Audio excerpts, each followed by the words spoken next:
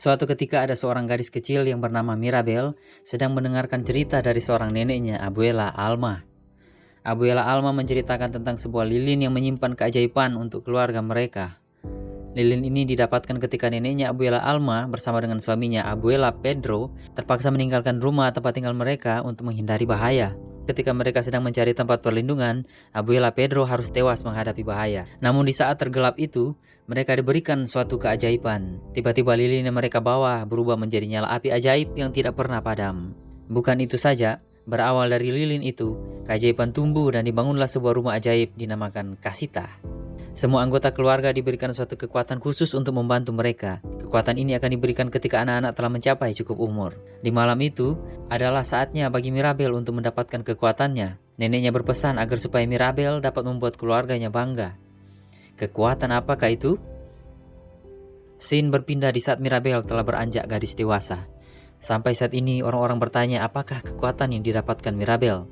Ternyata Mirabel adalah satu-satunya anggota keluarga Madrigal yang tidak diberikan kekuatan ajaib. Dia tumbuh menjadi manusia biasa di antara anggota keluarga lainnya yang spesial. Julieta mamanya bisa menyembuhkan penyakit dari makanan buatannya. Luisa kakaknya dapat mengangkat benda yang berat. Kakaknya Isabella dapat menumbuhkan bunga dalam sekejap. Bibi Peppa dapat mengatur cuaca dengan hati. Paman Bruno dapat melihat masa depan. Serta Antonio yang akan mendapatkan kekuatannya di hari itu. Hari itu mereka sedang mempersiapkan upacara untuk Antonio. Seperti biasa saat seorang anggota keluarga akan diberikan kekuatan spesial ketika layak umur. Mirabel masuk ke dalam kamarnya, mendapatkan Antonio juga di sana.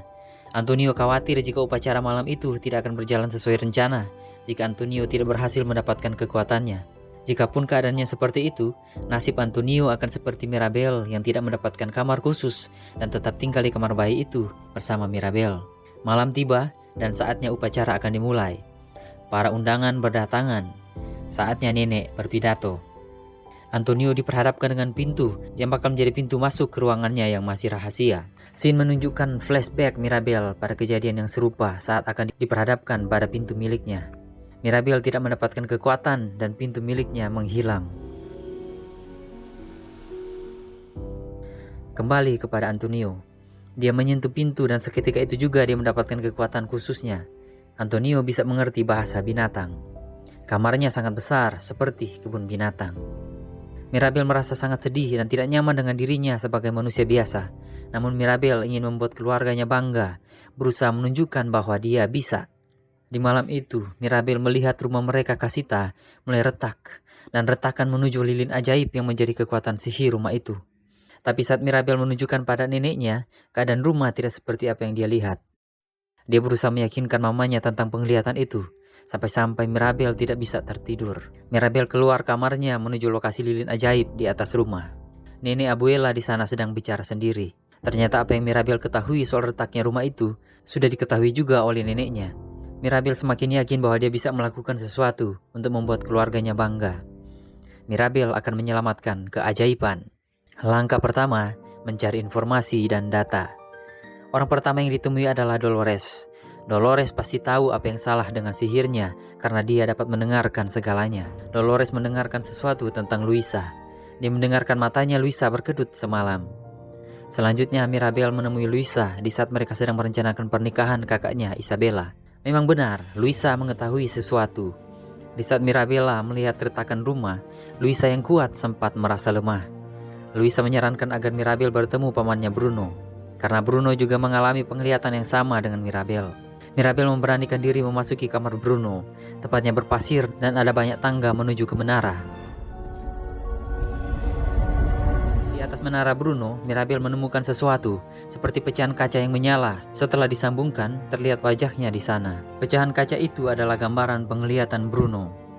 Akhirnya Mirabel berhasil keluar. Keluarganya mengingatkan Mirabel untuk tidak berurusan dengan Bruno. Personal brandnya sangat buruk di antara anggota keluarga. Malam itu adalah malam tunangan Isabella. Tunangan tidak berjalan mulus. Semua orang tahu bahwa Mirabel menemukan penglihatan Bruno. Tunangan tidak berjalan mulus. Semua orang tahu bahwa Mirabel menemukan penglihatan Bruno. Rumah mulai retak dan semua orang mulai kehilangan kekuatannya. Nenek Abuela berusaha keras mempertahankan reputasi keluarganya di hadapan semua orang dan mempersalahkan Mirabel untuk kekacauan itu. Saat itu, Mirabel mengikuti tikus-tikus yang membawa pecahan kaca Bruno, menemukan ruangan rahasia yang ternyata adalah tempat Bruno bersembunyi selama ini. Dia hidup bersama teman tikus-tikusnya. Mirabel sudah setengah jalan dalam misinya. Dia berhasil menemukan informasi tentang isi penglihatan Bruno. Bruno mendapatkan penglihatan itu di saat Mirabel tidak mendapatkan kekuatannya. Sampai saat itu, Bruno berpikir Mirabel adalah penyebab keretakan rumah mereka. Ternyata Bruno tidak seperti apa yang keluarganya pikirkan. Bruno menyayangi keluarganya dan rela mengasingkan diri demi menyelamatkan Mirabel. Mirabel yakin masih ada kelanjutan dari penglihatan Bruno tersebut. Kemudian Bruno melakukan ritual untuk mendapatkan kembali penglihatannya tentang Mirabel. Benar saja, kelanjutan dari penglihatan itu menunjukkan Mirabel sedang berpelukan dengan seseorang yang disangka adalah Isabel, kakaknya. Mereka mendapatkan kuncinya. Semua tergantung pada Mirabel untuk menyelamatkan keajaiban. Mirabel mengikuti penglihatannya, menemui Isabel untuk berpelukan. Apa yang mereka temukan? Perasaan terpendam yang dialami Isabel selama ini terkuak. Ternyata apa yang dia lakukan selama ini adalah hanya untuk membuat neneknya senang dan bangga. Retakan semakin besar dan membuat rumah itu hancur. Mirabel berusaha menyelamatkan lilin ajaib, namun pada akhirnya lilinnya padam dan orang-orang kehilangan kekuatan ajaib mereka. Mirabel sangat kecewa, misinya gagal dan Mirabel mengasihkan diri ke tepi sungai. Di sana dia ditemui neneknya. Scene berpindah ke zaman dahulu, ketika nenek memulai semua dari awal setelah dia dan ketiga anaknya ditinggal pergi suaminya yang tewas dibunuh. Mulai saat itu nenek berusaha mempertahankan keajaiban, mempertahankan semuanya dan tidak mau kehilangan lagi. Pada akhirnya, Mirabel menjadi suatu jawaban bahwa kekuatan ajaib bukanlah sesuatu yang harus dipertahankan, karena keajaiban itu adalah kamu. Mereka akhirnya berpelukan. Wanita yang dipeluk oleh Mirabel dalam penglihatan Bruno bukanlah Isabel, tetapi ternyata adalah neneknya sendiri. Harapan akhirnya bangkit. Rumah membutuhkan fondasi baru. Rumah dibangun kembali. Ketika Mirabel menyentuh pintunya, keajaiban kembali hidup, dan hidup kembali dalam keajaiban.